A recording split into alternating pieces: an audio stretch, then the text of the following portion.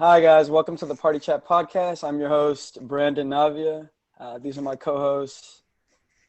I'm Michael. I go by Sandman or MJ. Right here is Doc. All right, cool. Just introduce me for do it for me. Appreciate you. Okay. So what to expect from the podcast? We're going to be mostly basketball channel, mostly talking about the things that we expect from the season, things we took away from the season, things that we like, things that we don't like. Also other sports, mostly football, because boxing a little bit. And then just different topics that we know about or have knowledge about. Yeah, for sure. We kind of wanted to make this based off of our conversations that we have in the PS4 parties, which is why it's Hmm called the Party Chat. But we're Yeah, because going off topics like that, talk about basketball, a little bit of everything. because I want to and bring that's you. and we want to bring a natural, cozy kind of barbershop vibe to the basketball world. Mm-hmm. Because in the party chat, it's very chill, very relaxed. You talk about anything. So we're trying to bring that environment to the podcast world. Yes, sir. So let's get started. So we're going to start with the topic of our biggest takeaways from the season. So the things that we saw as something we might not have realized before, and then just seeing it now, seeing how it benefited the season. Just You wanna go? MJ going first. I got you. So honestly, mine was Jamal Murray, man. Like we found out, like he was a hooper. Like, I know before, like everyone was talking, like he got that big extension. Like they barely made like the seventh seed. Everyone was like, oh, he's just a scorer. Like he's not gonna take it to the next level. And I feel like this season he took it to the next level. You know, like can't like coming back 3-1 against the Jazz, 3-1 against the what they beat. Clippers. Clips. Oh yeah, the Clips. Yeah, I guess the Clippers like the favor. You know what I mean? And just what he did, those 50-point games, 40-point games, like he like I think this postseason we realized like he's really like he's a star, you know what I mean? Yeah, my biggest takeaway was the Suns going 8-0 in the bubble. One of the worst teams in the West, proving everybody wrong, beating the Clippers, going through tough teams, and almost making the playoffs. Uh, I'd also like to go back to what Michael said. He was saying about the Jamal Murray contract. A lot of people, he had a lot of doubters. Now a lot of people believed that he was worth the contract, especially for the amount of money in which they paid him. That's max contract. So could he live up to that? And I certainly do believe he did live up to that. And then, so what Doc was saying about the Suns, they proved a lot of people wrong. They went to the bubble. Not a lot of people thought they could get it done. But they did go 8-0. They didn't make it, but they did what they needed to do. They did what they did. They did what they did when they got there. A lot of people counted them out, but they proved a lot of people wrong. I think Big takeaway. hold on, I think it sucks that like that how they didn't get a chance, you know, like yeah they could have done more in the regular season, but it's like to go out there go 8-0 and they still didn't get it just because Memphis won one game. or Memphis, Mhm. yeah. Yeah, I Like, feel like we should. you know, like I really would have like to see Devin Booker get a chance to make Mhm. the playoffs. To make the playoffs because the playoff atmosphere is so different. So they could have really had a lot of time and opportunity to show what they're about, showcase their skill at a different stage. Uh, Oh, Takeaway I had. and on What that you saying? topic of the Suns, I feel like they should have had a playing game between Memphis and the Suns because Memphis went 2-8 or 2-6 the whole time in the bubble. The Suns went undefeated. Yeah, I yeah. feel like the Sun, just as the Suns' performance alone, they should have been able to play Memphis to see who gets to play Portland one time. I feel like them or the Suns had a better chance of beating Portland because they're a healthier roster. They're playing the best basketball we've ever seen from the Suns since Steve Nash, and Steve Nash hasn't played for them in almost 10 years. Yeah, it would have been cool to see him in the playoffs. Mm-hmm. Would have been really exciting. Takeaway I had from the season was Chris Paul. He still has life to rejuvenate a franchise. So a lot of people counted him out before the beginning of the season. Getting traded to OKC, a lot of people didn't know what he was about. This is his last year. Was he on his last legs? But this year, he really proved a lot of people wrong. Showed a lot of not only things like play wise he can do on the court, but from a leadership standpoint, taking such a young group of guys and getting them to follow his leadership and getting them to get on the right track in order to win basketball games. Yeah, I really didn't think that they would make the playoffs. I Mm-hmm. had this conversation with you. Yeah, a lot of people counted them out. A lot of people said they weren't gonna make the playoffs. I saw the roster at the beginning of the season. I said, this is something we could work with. This is Pretty good this is roster. something cool, and they made it happen. And I was also surprised that like they decided to roll with him instead of like trying to trade all these pieces like right away. Because Mhm. like, they were thinking about trading Danilo, Steven Adams, Chris Paul, just getting assets to rebuild. Just did not. But like they still rolled with them, and they made the playoffs. Like almost beat So the Rockets, man. almost beat the Rockets. A really Almost. very very telling of the organization and leadership and how they get things done. Chris Paul almost had it, bro. He wanted it so bad. Mhm. Yeah, and I feel like since the Thunder kept that group together, they actually brought up the trade stock for every single player on that team. Mhm. Like now, CP3, we're thinking about trading him to like a contender like the Bucks, Mhm. Clippers, or someone else to try to bring them a chip. And Steven Adams, I mean, you can't really do much with the big bang now in NBA days, but he's still solidified like a Mhm. defensive player. Very solid. Very solid. Yeah, And then getting Shea just like a whole year under Chris Paul's wing, I think that's yeah. good. Getting a lot of people getting their names out. So it was really I think beneficial. Shay's a big one now. He's a good up and Yeah. coming point guard. And just having Chris Paul as your mentor for a whole year, I think he's Mhm. really gonna like value that what he had this year. And Dennis Schroeder too, man. Like he was coming off a sixth man of the year type of season, and Yeah, that's another like trade. they ran those lineups with like all 3 point guards, like Three guards in. they Yeah, were it like the was best clutch team, right? Yeah, number one clutch team in the league. Chris Paul, the number one clutch player in the league. So it was really very telling of what they could do. and his leadership too is also about proving that he's just a great leader and can lead any team of guys. And he's not a selfish player. How people and the media try to make him out to be. They always only care about winning and what happened in Houston. Yeah, I feel like we had a bad rap on him just because of the contract. Like, yeah, he gets paid a lot of money and he's old, but it's like what he brings is still very valuable to any team. Mhm. It's And it's just not just a numbers thing either. It's more of Yeah, a it's leadership. more. Like it's intangible. It's something you can't teach to other players. Like either you have it or you don't. But speaking on the contract, like a lot of people don't want to see that contract and they feel very discouraged. It's a lot of money to be paying a guy of his caliber, but he does bring a lot to the table, and he did bring a lot to the franchise. Yeah, and Uh, he still has 2 years left, over 80 million. like So it's a that's lot, but it's like to the right team, to a contending team, he could bring a lot. yeah. I feel like the Bucks would probably be the best chance for. best fit. Where else do y'all think would be a great fit for Chris Paul? It's tough. I'd love to see a reunion with him and the Clippers. I do like that. Love that in LA. You I'm not think it sure could what kind of happen? package they could get from him, but him on the Clippers would be nice. Or like a little scenario up there. Maybe somehow him and Braun, AD, run That LA. would be That's where crazy, but this is that. so hard. Like, It's the cap with the cap and everything. It's very difficult. No assets. It's like that's a Yeah, it's like what are you gonna trade, and then I just that's feel a that what are like you gonna crazy keep under three-way trade. contract? everyone value getting Kyle Kuzma for Chris Paul. Mhm. It would be Like, nice. Um, What else do y'all think from the season? LeBron still the best player in the league? he has to be, or if he wasn't the best player in the league, then he showed why he should be the best player in the league. A lot of people, like you could see from his perspective, just posting every day on social media, washed king. Like he heard all the noise, he heard what everyone was saying about him, but he knows himself, he knows what he's capable of, and he just proved that again with another season. How's it feel, Doc, having him on your team? It's pretty good. It's Getting gonna a be pretty chip. sad when I see both him and AD leave in a few years Mhm. Where after you going going? after getting this Where 3P he with them. going? Where he going? Bronny's going wherever Bronny's going. AD probably try to bring his shit back to Chicago because they haven't done shit in the last what is it, 20 years, 7? He said, "Let's get there. We'll get there. We'll get there." Also, at the beginning of the season, did y'all think LeBron was the best player in the league? Yes, I feel like not no Laker biasy or anything, but I feel like LeBron has something that not a lot of people have. Just bringing teams, no matter who's on there, No matter who. recruiting teammates, and just making them like the number one team. Because last year the Lakers were playing best basketball until December, beat the Warriors on Christmas Day.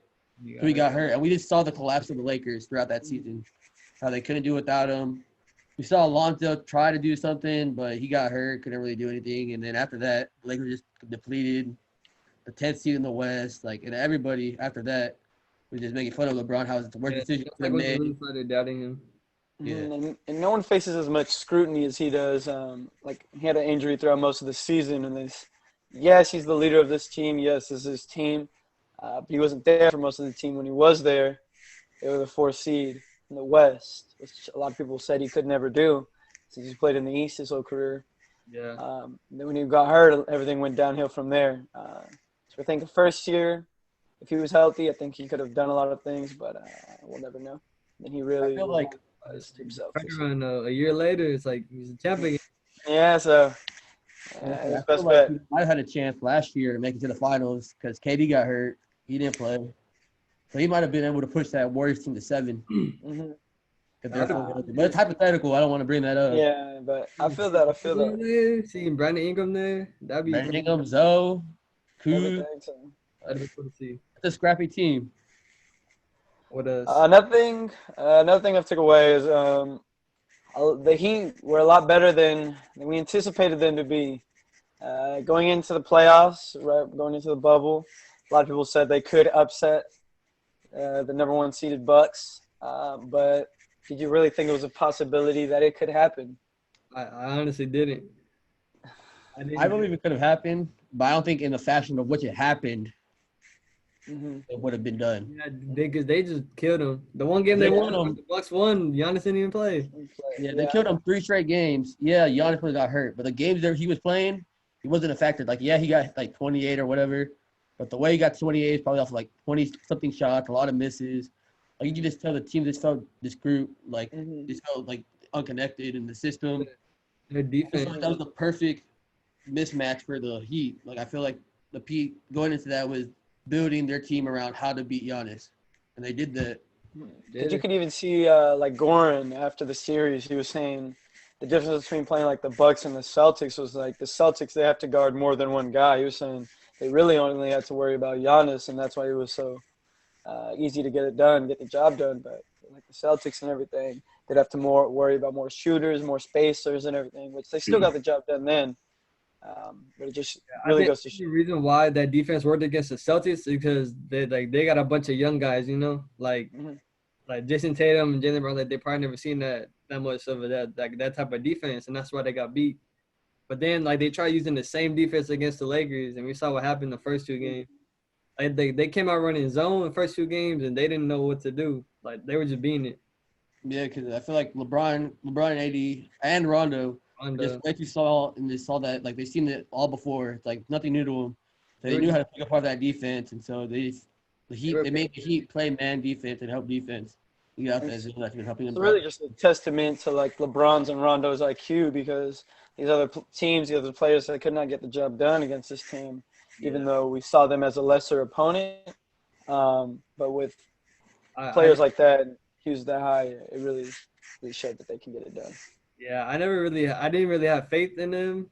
Like, I think they deserve to be there. I just think that the Lakers were just on a different level this season. Like, I really didn't think the Heat were taking the 6, honestly. Yeah, I feel like the Heat. Yeah, I thought they were a contender to make a championship. Like, I never thought they would actually push the Lakers to 6. Like, I feel like the roster talent is just the Lakers have the best 2 players by far. Like, no one can match the AD and Bron. But after that, the depth that the Heat have were way better than the Lakers had. Yeah, but the injuries, we couldn't really see Gordon and Bam play full, so we wouldn't know. We might have got a Game 7, pushing it, but I feel like Jimmy Butler had too much of a load on him, playing 48 minutes one game and then having to go in the next game and try to do the exact same thing. Speaking of Jimmy Butler, do you think this solidifies him as a top 15 player in the league? If we're doing 15, top 15, yes. I was glad you didn't say top 10. I was gonna say 10, but then like my top 10, I don't know if it's hard, man. It's really hard, especially. But after these performances, especially in the finals, the biggest stage, no doubt, on the planet, then I feel as if you can't discredit what he did. He had no doubt. It's just probably the greatest triple double The way he went out in though, finals history. like it just sucks. And you also Yeah. got to be a factor. Are we talking about great, like best 15 basketball players, like talent wise, just pure off of talent, or winning? I think winning is just a whole different situation. If you're talking about a winning, if you want a winner, if you want a guy to build around, if you want a guy that's a juice guy, that's Jimmy Butler. Like, he's gonna do that for your franchise. He's gonna people that feel discouraged, people that aren't working as hard. He's gonna boost those guys' confidence. He's gonna get them to the level in which they need to be at. Yeah, he just like a lot of stuff accounts into winning. You know, Mhm. coaching, mentality, stuff like that. But I'm feeling if you did do a player aspect, say you get your top 10, like you say, you want to win and you want to build around these guys. I feel There's like not much players I would take. I think I would have Jimmy in the top 10, probably little 8 over 8 and 10, but I'll have him over James Harden and Westbrook. And I feel like they're more talented players than he is. Yeah, 100%. Just based off winning alone, he has to be in that conversation because his drive, his passion, he wants it so bad, and you saw that a lot in these finals. The will to win, everything, he wanted that so bad. Yeah, well, it was impressive too because he wasn't just dropping 40 on the offensive end; he was also picking up LeBron James, having the guard. The hardest assignment. Yeah, like he had to guard the best player in basketball, and then Anthony Davis is also one of the best big men we have in the league right now, or the best. The best. 100% agree. 100% agree. uh, What else? What about the biggest disappointment? It has to be the Clippers. Biggest disappointment, of course, the Clippers. Of course, the Clippers. Of course, I wanted to see the Bucks make it, but the Clippers have to be the biggest disappointment. It's just once you have someone waiting for you, you have the Lakers waiting for you, waiting for those games, just waiting for that rivalry. It's the biggest question mark. It was the biggest question mark everyone had this whole season. Like, who is the better team out of LA? Because we all expected them to make the finals out of those two teams. Now it's like which one is the best of the two, and we really didn't get to see that, which is upsetting. But Yeah, it it really just goes to show that one team could make it there and the other one couldn't. So. Yeah, and I also feel like the Nuggets deserved it, no doubt. Like they deserved it, but it's just disappointing not having to see that LA versus LA matchup. yeah, and I feel like the big key that brought the Celtics and made us disappointment, they didn't really have a system. Like they're more of, all right, we're gonna give it to Lou, let him do his thing. If that's not working, Kawhi. If that's not working, Paul George. And if that's not like come down to it, we're gonna try to run pick and roll. I feel like they really didn't have a system. It was just the best players try to go get a bucket instead of, hey, we're gonna try to run a pick and roll offense. We're gonna drive and try to kick it out. We're trying to do some sort of cutting motions, try to run different sets to throw the other team off. It was just more of an ISO ball and hero ball. Yeah. And then you had no one being a leader. Like you already know, Kawhi Leonard is a very silent, I'm a lead by example type guy, but I feel like that's not what they needed. They needed someone to give them life. Like, yeah, he can go out and give you in the playoffs 28 and 8. You know what I'm saying? But how are you going to make the other players better? How are you going to improve their game as well as yours? So I think that's the biggest thing they needed. So just Paul George, man, it's like just tripping. He was tripping. Like, yeah, and then you can't have your vocal leaders be Lou Williams and Pat Bev. I feel like not everybody's gonna have respect for those guys because they're not superstar talent or even all-star talent. I feel like in that role, that's why I feel like they should try to get a CP3, even though it's gonna be pretty difficult to, because they already traded all their picks to the Clippers or all the Clippers from the Clippers to the Thunder for the next like 5 years. So it's like they have to win now because they're not in a situation in which they can waste time. They have no future. They gave it all away for Paul George, which they didn't is even the best player. Right? Kawhi only signed like 2 years. They signed a 2-1, both of them, and so this is their last year before they can opt out. And so it's like if they don't bring a chip or get close to it, both of them can leave, go to different teams, and then they have nothing to prove from that Paul George trade. And they can, for the next 10 years, they can be horrible because they're not going to have a first-round draft pick. They're probably going to be a lottery team. And no one's going to want to already, like, probably the worst franchise in NBA history. No, I feel like they are. And for how much talent they have, they probably are one of the worst franchises. But I feel like you can't. Their history, you know what I mean? Like they're just going under-accomplished. Like just yeah, I feel like they're big uncompromised on the talent, but I feel like the worst franchise in NBA history is also the Charlotte Hornets. And the Timberwolves. Timberwolves might be up there. It's like just to have like that level and degree of talent, and then just to not get the job done is just very upsetting. And then like looking at the roster, like Paul George, he's had a history of doing these things in the playoffs. Yeah. The last time he's really had a good playoff series was back in Indiana against LeBron James. But it's like since that point, it's like what has he really done? And then when they picked him up, like when they first traded for him, was it the best signing going into the playoffs? I don't know, because is he the type of guy you want? Can you rely on this guy to be your second option when Kawhi isn't having a good game? Can he step up? Can he take over? And, Yeah. He showed he wasn't capable of doing that. And what's pretty ironic is the coach that coached Paul George in those Eastern Conference Finals against LeBron is now the NBA champion Yeah. of the Los Angeles Lakers, Frank Vogel. What did we realize? Something about the season. What's something we realized?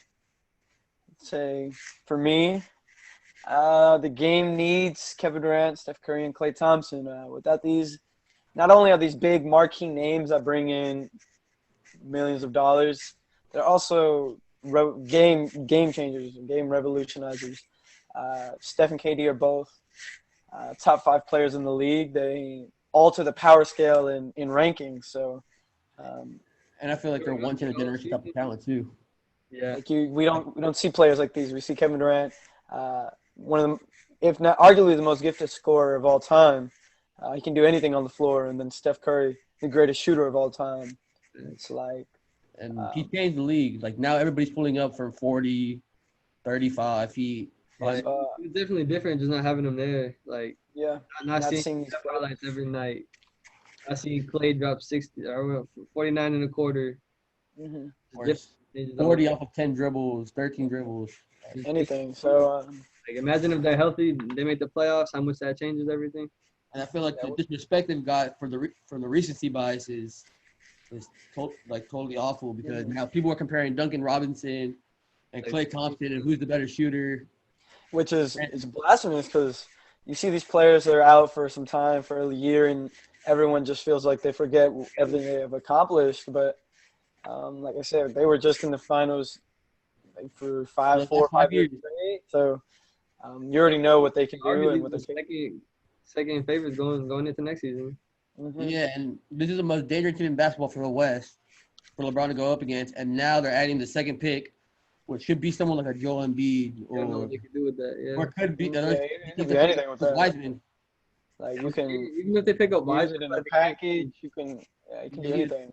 Yeah, like that's the most dangerous team, because they have a couple young assets to trade away and go get another marquee free agent, big player or free agent. I feel like they can't lose. I feel like everyone's sleeping on the Warriors for next season.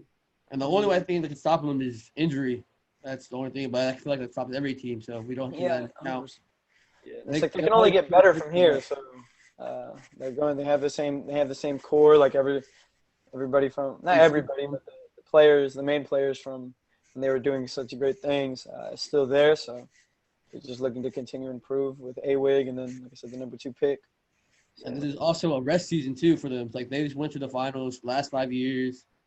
This is kind of what happened for LeBron last year. Like LeBron went to that's finals. Durant, man. a lot of people finals get the off year, little rest, and they come back the best player in basketball.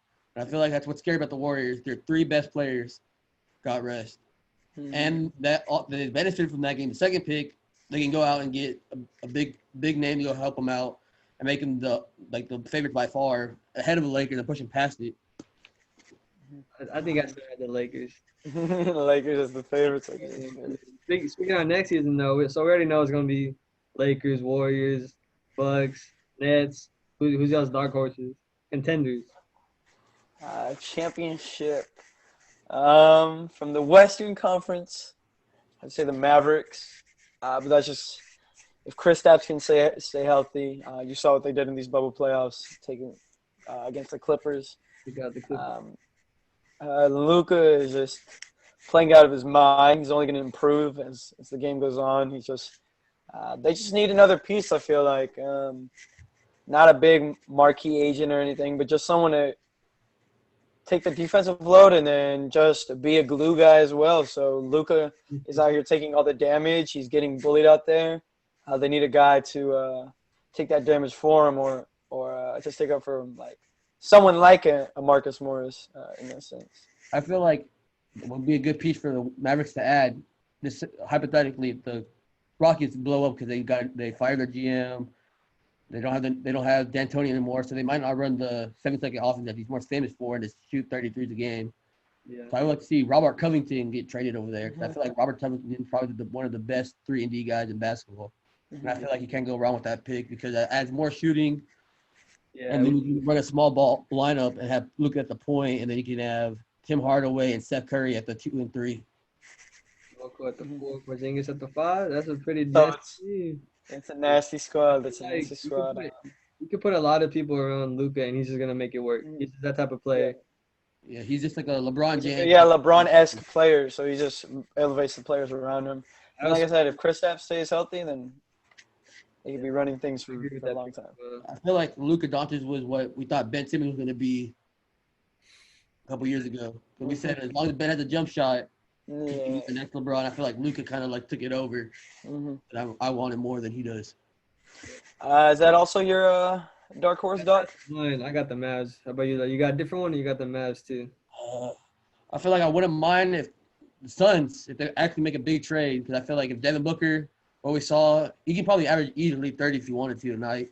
So like DeAndre Ayton, he can step up and if he can just be a defensive anchor, that'd be a great matchup for AD, because he can score around the rim and pick up jump shots, so that can stretch at the floor and won't keep it clogged up. I feel like if they could add like one good guard to take the load off of Booker on the scoring and help on the defensive end, because you can't really rely on Kelly Oubre and DeAndre Ayton to be your best 2 defensive players. Mm-hmm. Yeah, I I do just like. think The Suns have a lot of assets. They could definitely go out there and get someone. Especially They have another lottery pick this they year. just did in the bubble. I feel like you can kind of attract people to kind of want to play with them. Mhm. And I also wouldn't mind CP3 going there too, because I feel like if CP3 can bring what the Thunder did to the 5th seed, take the Rockets to Game 7, and I feel like the Suns are now building some sort of system that they have, because we saw in the bubble. And I feel like if that culture starts building right, and you have CP3 as one of the main leaders to help these young guys make it through and tell them, okay, this is how we're going to do to make the playoffs and challenge the Lakers or the Warriors and all these teams in the West. They also have a top 10 pick. Yeah, so it's like they have a ton of assets, and they can trade future assets too if they wanted to bring in another big name. I really like that CP3 addition to that team because Yeah, I never like Ricky Rubio can do it, but he's not.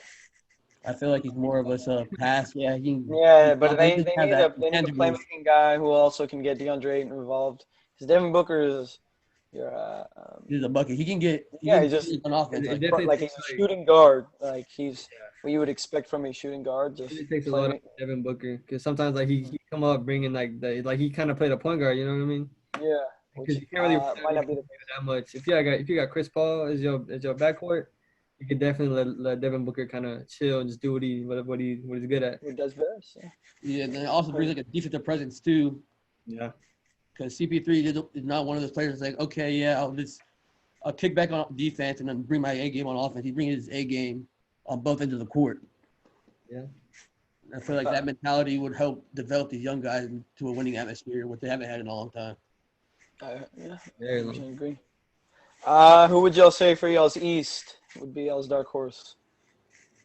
I still don't want to count out the Sixers. Just having it's kind of tough, but I mean, just having Ben Simmons and Joel Embiid on the same team, like that's just too much talent.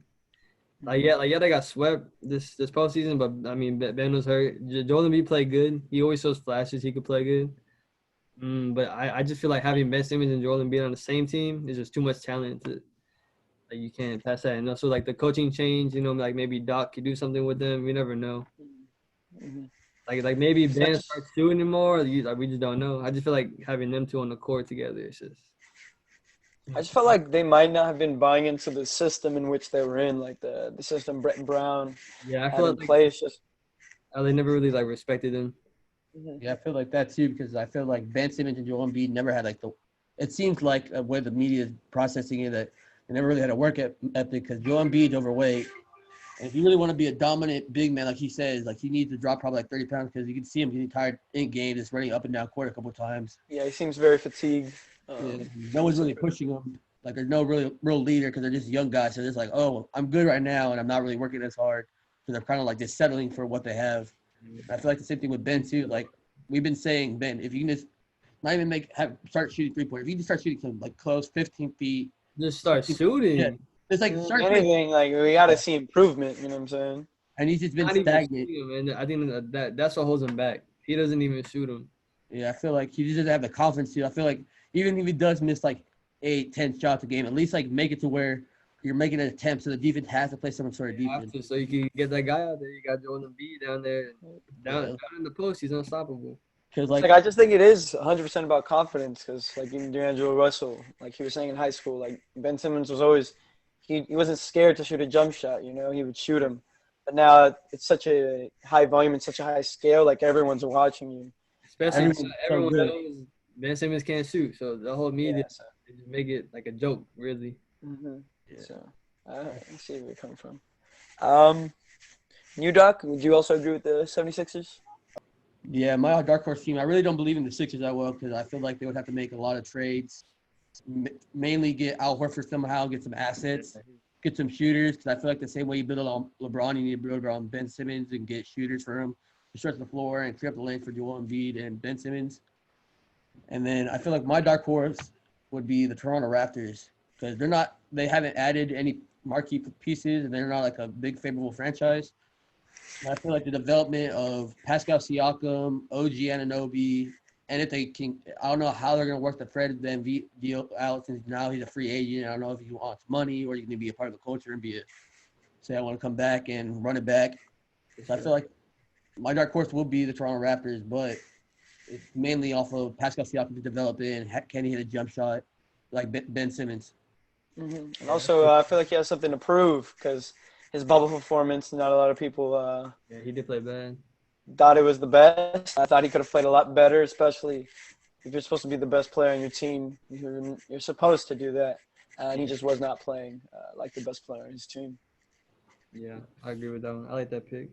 Yeah, that's how I felt because I was watching the Sixers the Raptors versus Celtics series, and I felt like Jason Tatum and Pascal Siakam were pretty close, but I'll give the edge to Jason Tatum. But Pascal Siakam showed during this playoff run that Jason Tatum has a lot more steps on him because Jason Tatum did play good defense, but I felt like Pascal Siakam was a better defender. But I feel like Jason Tatum played up to the level of Pascal, maybe a little bit less if you wanted to debate. But the offensive game, the offensive skill gap was completely different because Pascal Siakam's move was get in the post, back down and try to hit a spin move and then lay up the ball, and that was not working. So if he's not getting that going or some fast break points or cutting, he wasn't really an offensive threat, unlike Tatum, which was can get a bucket whenever he wanted to and play defense too. He was very inconsistent. Like everything he was putting up just wasn't falling. He just couldn't find his shot, couldn't find the rhythm. More like just the offensive game. He can shoot good, but it's like you said, every time down court, he does the same move, same spin move. Yeah. Do you think he can be the number one player of your franchise? Pascal, I feel like he could be at best, his ceiling can be a great number two. Because I don't think they can. I feel like a number one player has to be a Luka Doncic or AD or Braun, Kawhi, Steph Curry, KD. I feel like those are the number ones. I feel like the best player, if you're not in the top 10, maybe debatably 11, 12, you cannot build a championship around you. And I feel like Pascal Siakam, at best, now after this bubble performance, will be a top maybe 20, 25 player in the league. I agree. I kind of agree with that, but then like on the other case, like Toronto's like the way that their culture, their defensively minded team, like I feel like just having that type of like team mentality, like the way that they played this season, got them to a number 2 seed. Like they probably could be a championship team. I feel like he'll be the best player, of course, but I feel like maybe just like they kind of be like that Heat team, like they were so close, but they obviously didn't get it, but just because they're built off of defense, you know what I mean? Yeah, but I feel like the best player, I feel like watching the series and watching how the Toronto played was still Kyle Lowry. Even though he's getting older and throughout the season he might not have shown it, I feel like when it mattered most, Kyle was doing the help for players. Like he was doing the extra stuff that might not show up on the stat sheet, but affect the game. Like Jimmy Butler was doing. So I feel like if we could see Pascal do that and start hitting a jump shot and play more with confidence, not doing the same exact move, he could be a best player. But I feel like he's not a player you can say, okay, I'm gonna go get this guy and we're gonna go win a championship. I feel like he's more of a system coach type of guy, and he could be a number one option, but I feel like he's more of a number two. Yeah, I agree. I mean, he's a good number 2. I mean, he did it with Yeah, Kawhi. no doubt. He's a great number 2, but I just think it's too much of a load to put on him as your number 1 option. And like Michael was saying, with them, they got to the 2nd seed from the regular season, but I also believe like in the playoffs, it's a different atmosphere. So Yeah. you're gonna need your best player to play the best basketball of his life. You're gonna need him. You're not gonna need them to be at the most elite level in which they can be at. So like the KDs or like the LeBrons, can they compete at the level in which they need to be to beat those guys? That's my biggest question. My dark horse for the East, which isn't really that much of a dark horse, is just someone who I just feel can make the next step and make that next leap, would be the Celtics. I feel if they run it back, Kemba wasn't the healthiest he could be in these playoffs. I just feel like he wasn't ready, and I feel like if they ran it back next season, they can do a lot because Jason Tatum and especially Jaylen Brown showed a lot of strides and they made a lot of leaps this season to improve their game. So I think they could take it to the next level if they ran it back with the same team. I think Jaylen Brown played really good. He played consistently. He was hitting big shots. I feel like the thing that lagged them was honestly Jason Tatum was their best player, but it's like he could have played so much more better. You know what I mean? Like he went scoreless for 2 halves, right? In 2 games. Yeah. Scoreless in the first half twice. So it's like And that. he got outplayed by a rookie in one of the biggest games he needed to win. So. Yeah. So Yeah. But I feel like a full He was still their best player, but it's like if he just cuts that out and adds like. I feel like if he just had 5 to 10 points during that span, they would have won each Exactly. game. That's what I'm thinking. because it's not like they were getting blown out these games or anything. It's just It was down on the wire every. Like they went to what 2? They went to overtime in both those games, or down the last position on one of them with a bam block, and then they went into overtime the other one. Games. I think that was one of the best series of the postseason. Mm-hmm. Yeah. Yeah, I feel like that series was good. I feel like Just from the matchup standpoint, even before the series started, just looking at matchups, I really like the series, and then just watching it unfold was. They just have so many like just versatile wings that could guard, that could score, like they could do anything. Mm-hmm. And I feel for me, I feel like bold prediction. I'm gonna say, I feel like Jaylen Brown and Jason Tatum are gonna outplay any other wing duo in the league. Like they will be the number 1 wing duo in the league next year. PG and Kawhi. Yes. Old one, That's dog. a hot take. That's a hot take. That's That's a hot take. It's like maybe better than PG, but it's like what? It's a hot take. That's a hot take. team after. But yeah, Paul George and I feel like Paul George and Kawhi might be the better talented player. But I'm saying like this overall duo, like best duo on the court you don't want to see. I feel like that's gonna be them next year. I feel like Jason Tatum. I feel like he did playing great, and he's still only 22, so he still hasn't even hit his prime yet. And Jaylen Brown, his development over the years, like we thought he was just gonna be a 3-and-D player, but he really stepped it up and be able to hit his own shot and make big plays and be on the defensive end too. Like next year, I feel like he can be a candidate for defensive player of the year. I don't think he's gonna win necessarily, but I feel like he can take Pat Best's spot in the all first team defensive team. Oh, the first team, yeah. I feel like he can make that. But I feel like JT can make it to at least 2 or 3. Mm-hmm. I feel like they could have 2 people on the all defensive teams next year. Yeah, I just feel like once they just need to go out there and compete. I don't think they need to add much more pieces. I think they have a pretty good squad. They're just young. Just young. They just need time to develop. They got a good coach. They got everything they need. Yeah, but I think a piece will take them over the top is getting just a dominant big man, because I feel like what we're seeing in the playoffs, if the Celtics were to match up with the Lakers next year, who the heck's gonna guard AD? Because we know you can't play zone. Come on, Bam's a better player than Tice, and we saw what happened. That fool Tice, and Tice out there going. I feel like if they can somehow find a big, maybe Taco Fall can be it for them if they can develop him just to be a Just defense develop guy. him, yeah, some out there. Because he's what, how tall is he? 7'5" or 7? Something like that. So ridiculous. So I feel like Have him out there standing, just doing his thing. I feel like if you develop that guy and say, hey, all I want you to do is play defense. Like I just want you to get good defense. The offensive game will come to you later and try to build his confidence up for the playoffs. I feel like unless that happens and Taco Fall makes a tremendous leap on the defensive side, I feel like they have to add a dominant defensive big man or some sort of big man to play defense to stop AD. Or Yeah, just slow him down. I feel like they run relatively smaller, like a smaller lineup. Like I wouldn't say small ball like the Rockets, but they have a relatively smaller lineup. Like they have Jason Tatum running the floor. Yeah, and So, he's 6'8", and he's what, like 205. he's a good defender, but it's like at the power forward position, can you run with those guys? Like, can you match up with like a Kevin Love or a Bam? Like those types of guys, yeah, that are. Yeah. Like those are small ball. Like we say they're small, but they're 6'9", 240. Like JT is probably like 205. Like they could just bully JT in the paint if they wanted to, and just be easy too. It's just pros and cons. Like of course, like he can beat him off the ball, like on the offensive end. Like he has a quicker first step. He's faster, but then there's also like the cons. Like he's undersized at the position he's playing, especially on like the defensive end. Can he run with these guys? Like especially rim run with these guys, like with their backs to the basket. Also speaking on dark horse teams, what are some dark horse playoff teams? I wouldn't say championship because I wouldn't expect some of these teams to make. Not every team can make the championship, but just some sleeper teams that we can expect to make the playoffs next year.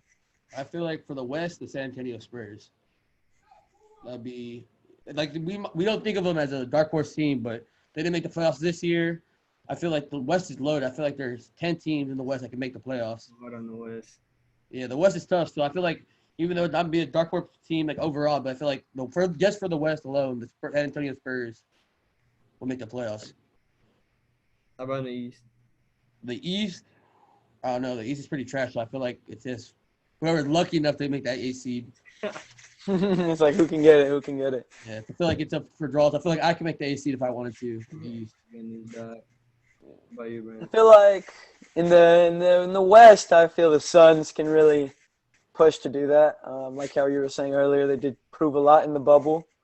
So I think they have something to prove this season. Like a lot of people have expectations now for the Suns franchise. Like we saw what you did. Okay, now carry that over. Like how do we go from here? Like how do we improve? So I think that's the biggest question mark I have. But I really do believe if we're talking playoffs, they have a shot to make it, especially with everything they proved. And then from the East, I believe the Atlanta Hawks could make the playoffs, especially with the strides.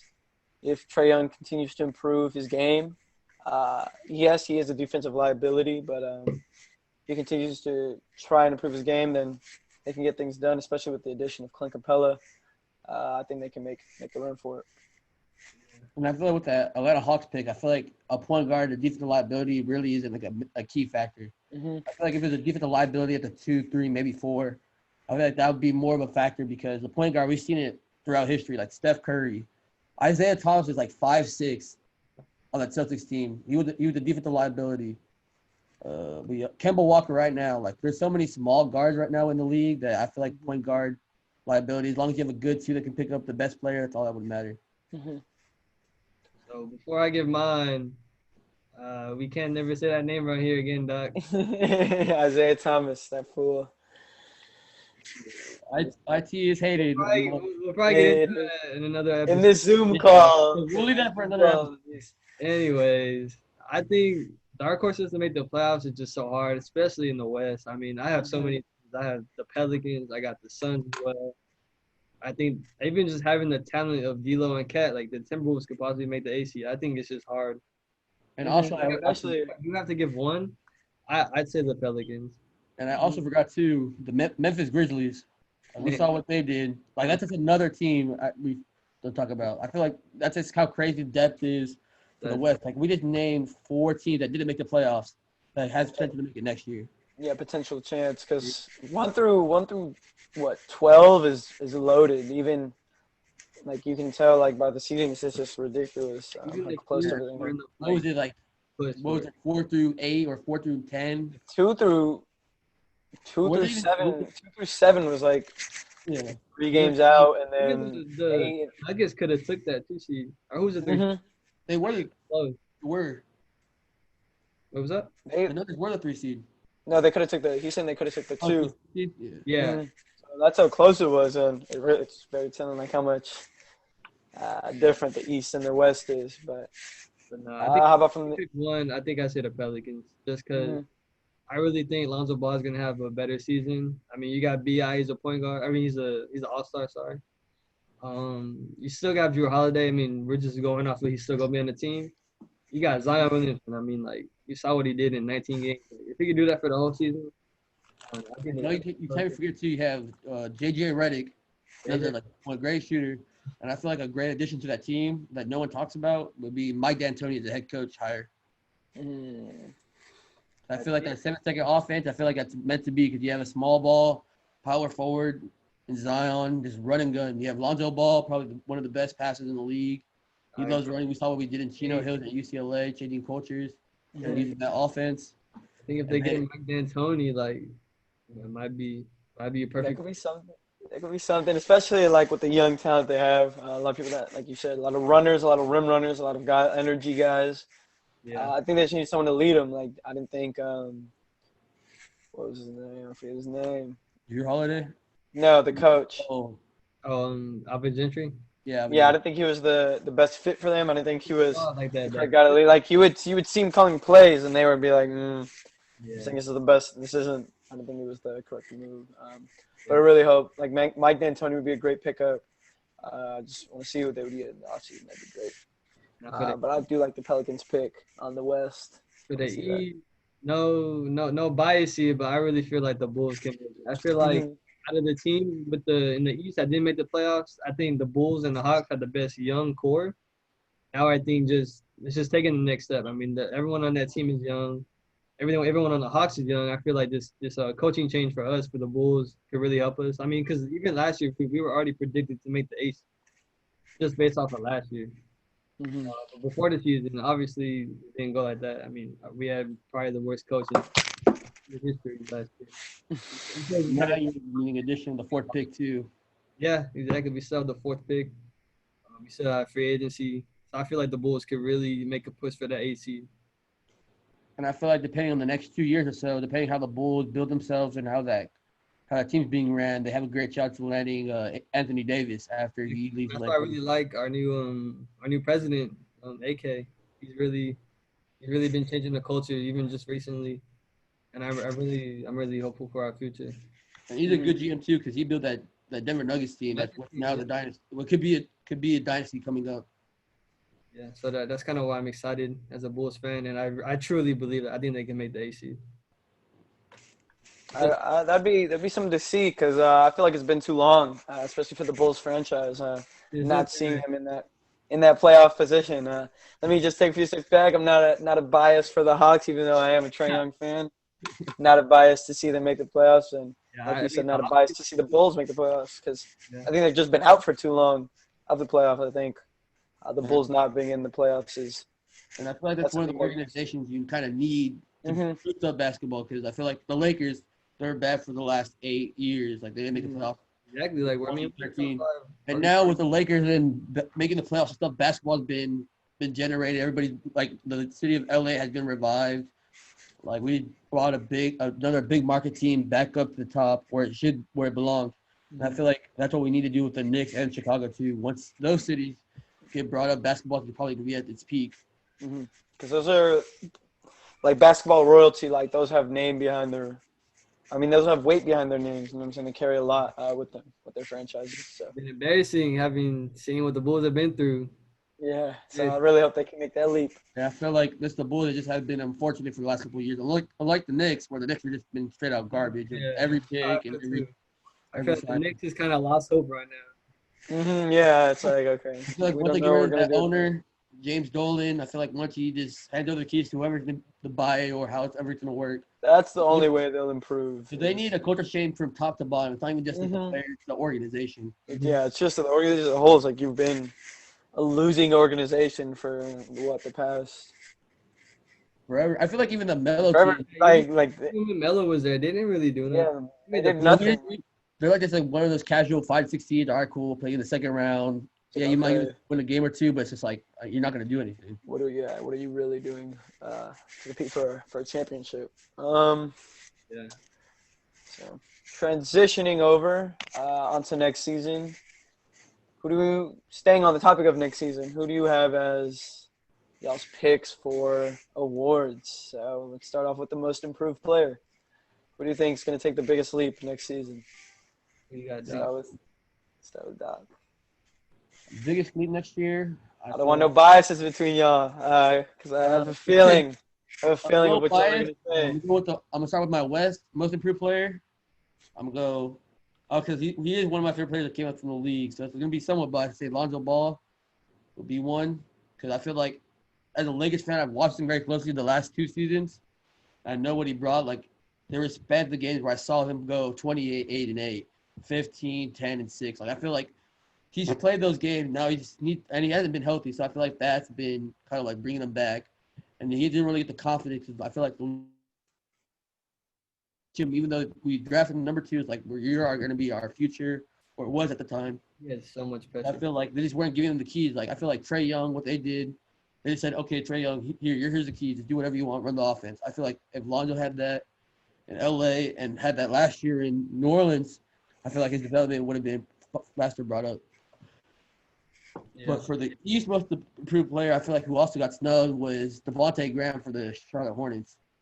He got. I feel like he was averaging double like 18 points, 5 assists. Like that was a big improvement because the year before he was averaging 5 points, single points. And I feel like if it wasn't for Bi, because Bi went from a average bench like a good starter to an all-star. If that wasn't for Luka, I feel like Devontae Graham should have had the most improved player. I feel like next year because Charlotte's gonna get another asset with the number 3 pick. 3. Mm-hmm. Yeah, so depending on how they go, I feel like James Wiseman can be a good fit to have another big man because you already have your ball dominant guard in Devontae Graham. So I feel like if you get that, he can average possibility because he can have the ball in his hands 20 plus points and at least 6 assists. Yeah, So I wouldn't mind that being my most improved player. I like him. How about you, bro? I'd say from the West, I would have to say Shy, Julius Alexander, but it's because I really love his game. I really love what he did this season. I feel like with the leadership and mentality that Chris Paul had showed him, he can really carry over into next season, and he can bring some of the things that he was taught from such a high IQ basketball player into next season. I expect a lot from him. He showed spurts of great, not just spurts, but he showed great play this year. And I feel like he can only improve, especially if Chris Paul leaves and this tends to be his team, which it's looking like it will be because they're looking like they're going into a rebuilding stage. So this will turn into his team. So let's see what he can do, and I really believe he could be the most improved player. From the East, I would have to say I would have to give it to Bam, but solely, yes, he's improved this year as well, but I would have to give it to him because I just feel like he can make another stride, make more improvement.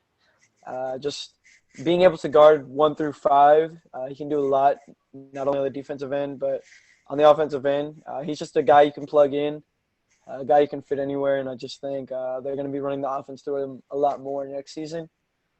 So I think he would also be up there for the most improved players. Yeah, I like that. I think my guy going off of Doc, I think it's gonna be Lonzo Ball as well. I really think so before the NBA stopped last season, he was playing amazing. I mean, he was dropping he had like a week stretch where he was getting 22, 8 and like consistently shooting 40-50% from 3. Like his bubble, it was terrible. Like, it was bad. It was very, very bad. But I feel like that's just something that he probably wasn't ready for. I mean, it's a whole different like a whole different game out there. You know what I mean? So I feel like if he could do that consistently, shoot good, average 22, 7, 8, stuff like that, just the stuff that he's showing, I think he could really improve. I think the key for him is just being consistent in his shooting and in his motor. Like I feel like some games he really doesn't try as hard as he should. But then other games where you could tell like he's really locked in. I feel like if he could just do that consistently, like night out, I think he's a lock for MIP. Yeah. I think he was just really out of it during the bubble. Like he might not have wanted to be there, because that stretch before the season ended, he was playing his best basketball. You really saw what he could do on the floor, the way he was not only scoring and shooting, but also involving other players, which he's been known to do. But he was just doing it at such a high level. He could. I really like that pick as well. Yeah, and I feel like with the bubble talk too, I feel like the Pelicans just weren't in it because they're arresting Zion Williamson. He's your best player. Like what? And you're trying to make a playoff push. Like the NBA gave you one of the easiest schedules to make the playoffs, and you just couldn't come through. Like I just don't understand what was going on in that organization. I don't know if it was the coaching staff or the higher ups just saying, "Hey, don't really take it seriously."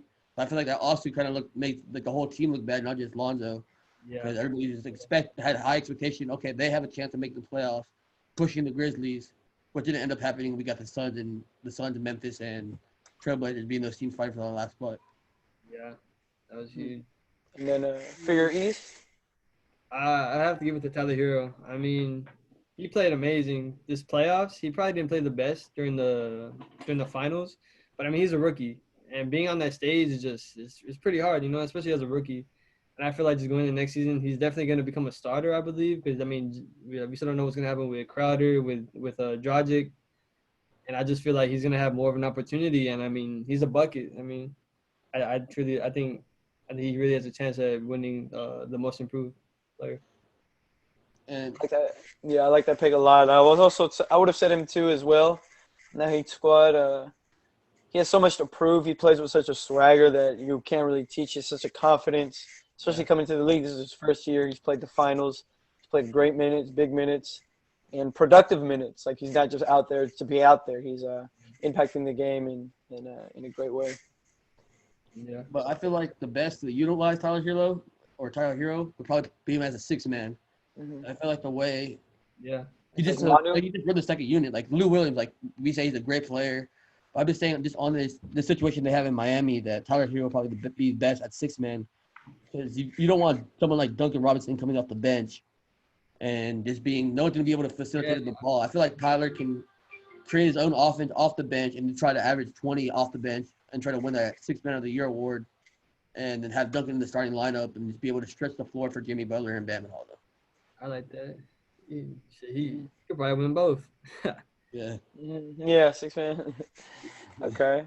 Speaking of six man, who do y'all believe could take that trophy home? Well, off my That one's more like we already know like who the better of the six men are, but you think you take that? But so after just saying what I did about Tyler Hero, I'm gonna say the East, Tyler Hero would win it because I feel like he would improve and be able to drop at least 18 points coming off the bench if they run the system right and say, hey Tyler, I know you're a starter capability and this, that, and the other, but tell them I want you to run the second unit because we have Jimmy and Robinson. I want to start them, but you're gonna be the first one out there off the bench and you're gonna be there in big minutes. So I feel like Duncan Robinson or Tyler Hero could be Sixth Man of the Year. For your West? The West, I'm gonna go dark horse. I'm a dark horse and be a little biased. I'm gonna say Kyle Kuzma. Tripping. You're tripping. Because I want to see him succeed. Like we kept out of all the players we kept out of Bi, Josh Hart, the second pick or the fourth pick, and Lonzo Ball. We kept him, so I want him to step it up on the offensive end and just be more consistent and be able to average 15 points. Because he's going to be on a championship team, and I feel like most six men are on the best teams. So I feel like if the Lakers do the same thing, let's say first team in the West, and Kuzma shows growth from what he learned from the previous season, the championship season, can average 15. I feel like he can be able to be in the top debate with the Six Man of the Year. I agree.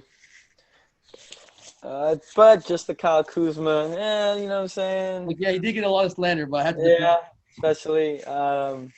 You think he would come off the bench next season?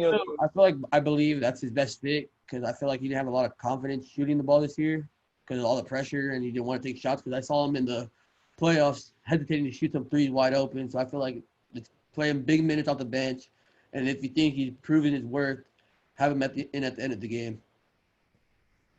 Yeah. Okay. I like that. I just don't know, but Yeah. It's just like, You could definitely average 15. like, hmm You should be consistent. but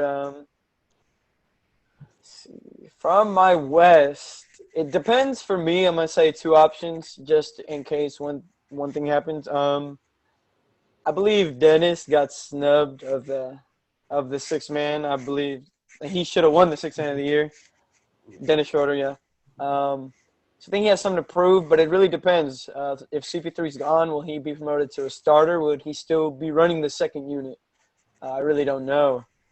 So if he stays in that second unit, I think he has a lot to prove. And then just everything he can do out there on the floor, I think he could win six man. If he can't, then just coming back and doing it, I'll be Lou Williams. He's done this before. He's nothing new for him. He's always took that role, took that responsibility of leading the second unit.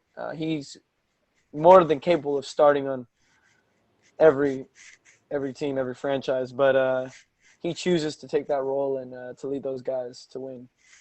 The East, sixth man, I would have to say.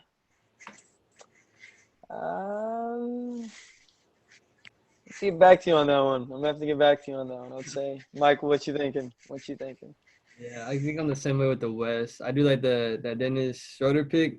I do believe he got snubbed as well. I think he should have won. But I really don't have one for the West, so I think I'll go with him. But I think my one, like you said, it's kind of like hypothetically speaking, like we still don't know what's gonna happen.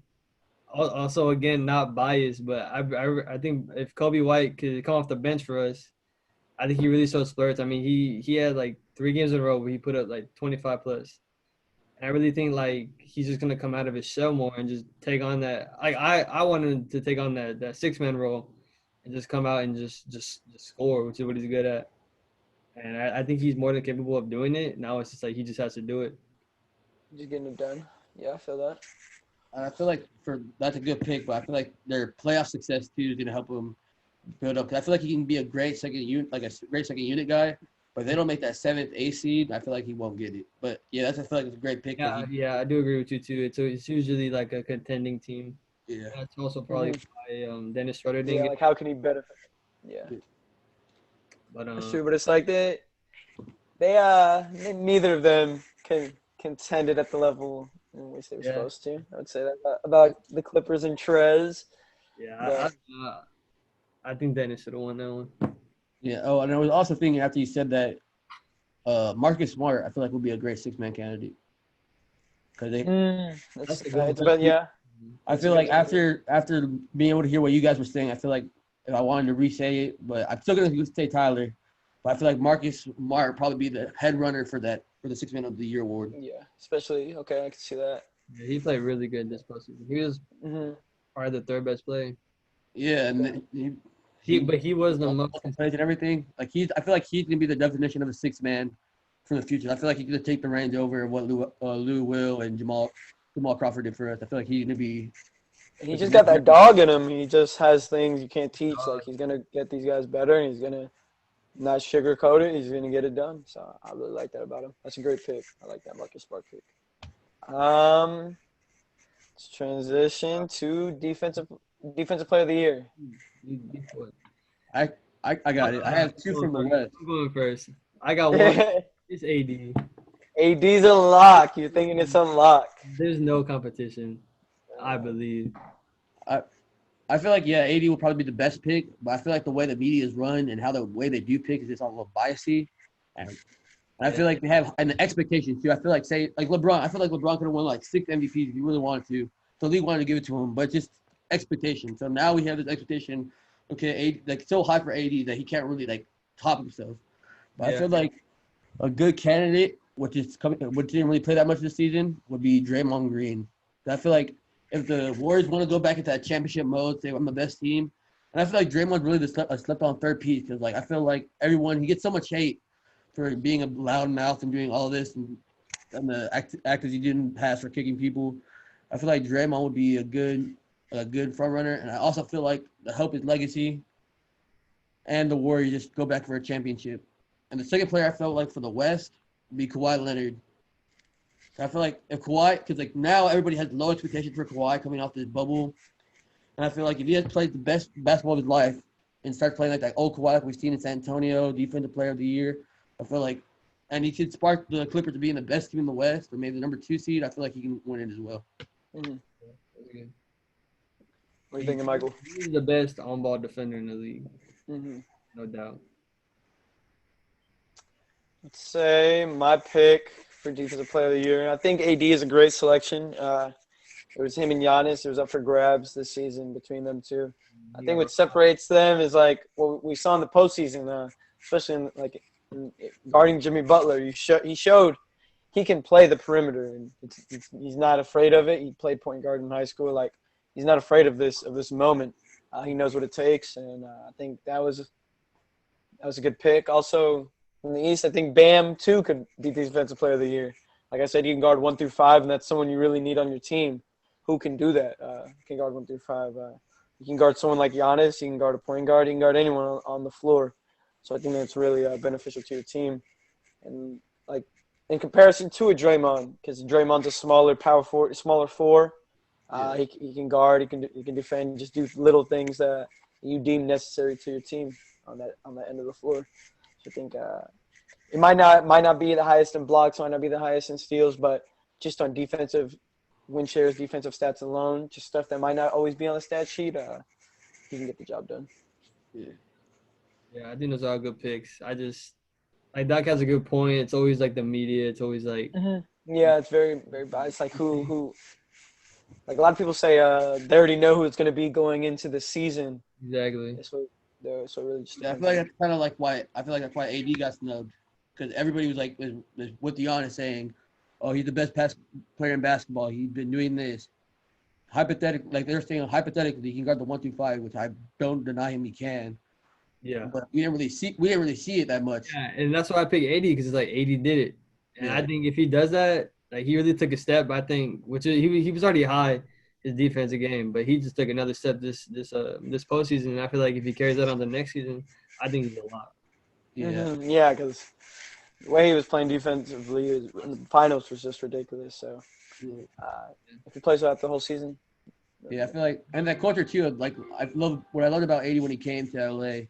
He said, "I want to be defensive player of the year." He said out his goals, like he said it out loud, and he said, "LeBron, if you're not playing defense, like I'm gonna hold you accountable." That's why I feel like on the defensive side, like he's just a big defensive leader, and I feel like his impact on the game. Because before the Lakers didn't have a rim protector, they had JaVale. Yeah, people still attack him. I feel like AD was able to do everything, which was proven in the finals in this playoff run. let me get y'all's the top 3 for the MVP race. So from 3 to 1, one being your MVP. Like in order. Who would be in that race? All right, I kind of have my list. Uh, I feel like no matter how good most people play, I feel like Luka.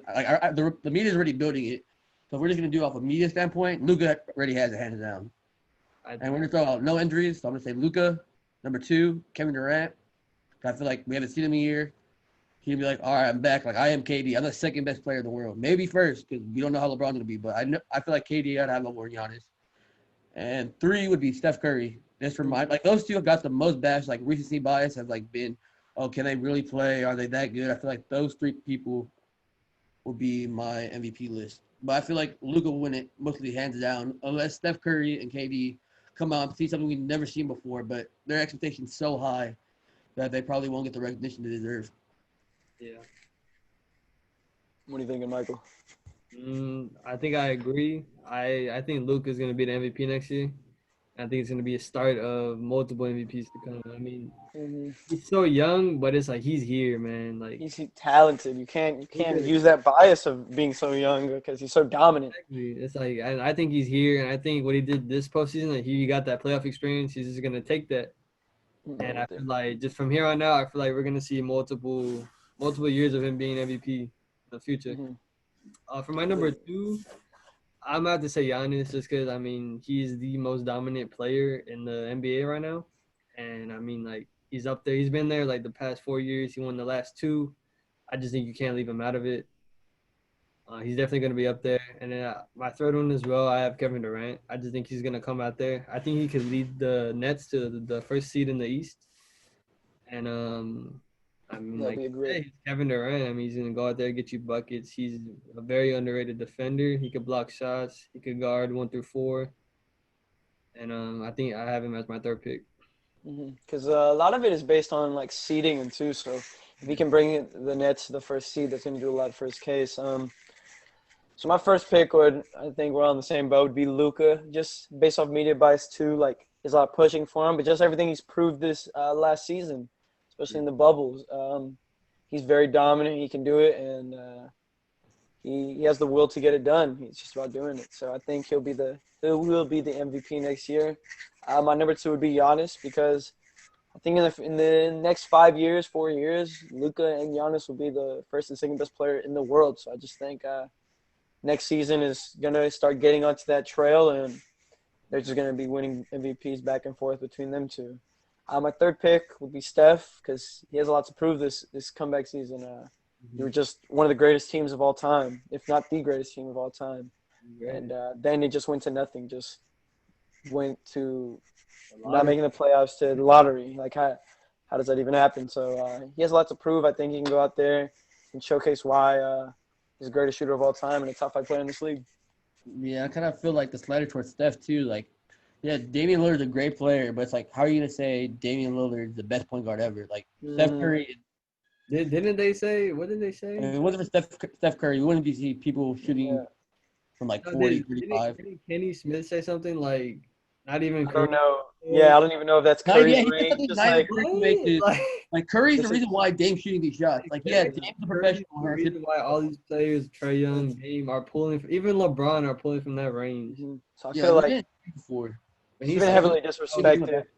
He's been heavily disrespected since he's been out of the league for this, in and out of the league this season. So I think he has a lot to prove. And I feel like also Steph Curry's like a big influence. We're losing centers nowadays. Like the value of centers to that Golden State team and the way they run their team, I feel like has one of the reasons why we lost centers like as a whole. Because now people like Andre Drummond and other people like Kevin Love and people like that kind of like losing their ways because they were mostly rebounding, and LaMarcus Aldridge as well, rebounding, get mid-range shots, and just dominate the post. But we don't see that nowadays. Like, yeah, we see Rudy Gobert because he's a defensive player, but there's no real big man because everybody wants to go small ball. Like, when KD was with the Warriors, he'd be the 5. Like, KD as a 5 is like people like centers like Drummond and all of them would just eat him up. But now the way the game's been changed, we're losing centers as well. Yeah. All right. So now to wrap things up, do y'all want to give y'all finals predictions? Yeah, I feel like the favorites to see in the finals, I'd love to see both of them, would be the Lakers and Nets. I feel like KD, LeBron, the best 2 players in basketball, duke it out. And I feel like this would be a fair fight for her to see because KD's been saying, I'm the best player in the world when he was at Golden State. Now let's see him lead his own team. He doesn't have the greatest shooters without his side. Like, he's him, Kyrie, the Nets organization versus LeBron and AD. Like, that's what I want to see. Who's the best player? Yeah. 100% agree. I think that's the matchup a lot of people want to see. The Lakers and the Nets. Like, you're going LeBron and KD. We've talked about these two in the league around the same time. So we're talking about who's been better throughout KD's whole career. Bron has been the quickest to get to 10,000 points, 20,000 points, and KD's been the second quickest. So it's just testament to both their greatness. So seeing them in the finals would be amazing. So those the same pick as me, Lakers and Nets. Yeah, and for me, it's the same. Lakers, Nets, man. I just really want to see that.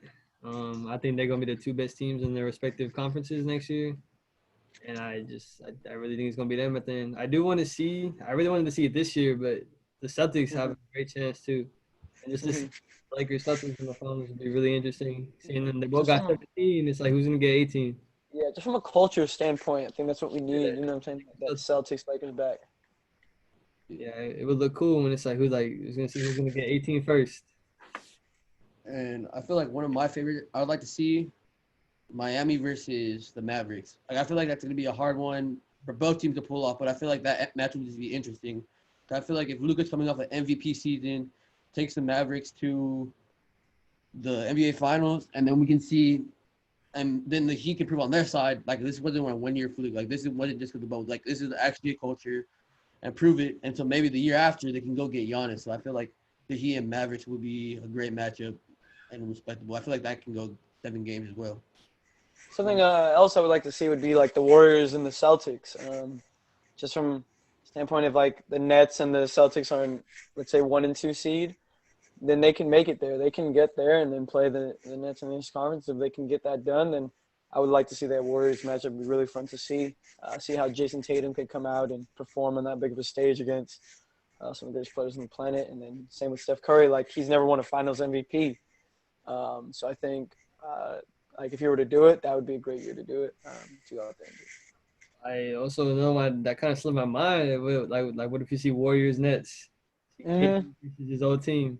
Yeah, that'd be great. That would be a good one. It's like because Draymond said we did it before. You can do it without you. Yeah. Yeah, like let's see. I want to see happen. Like the narrative between Draymond and KD would just be like a great thing. I wouldn't mind seeing Draymond guarding KD a couple possessions. I never thought of that one. That's good. Mhm. And then, like, at the same time, like, even though they didn't accomplish what they set out to do, I really think the Clippers can still get there. They have a very talented squad. They didn't have the leadership they needed, but they can run it back and they can get things done. Them against the Nets would be an amazing series as well that I would enjoy seeing. Yeah, it's a good one. Well, that's a wrap on things. It was a great first episode. I'm glad that everything happened, and we'll be back next week for the second episode. Yes, sir. Thanks for watching. Thanks for watching.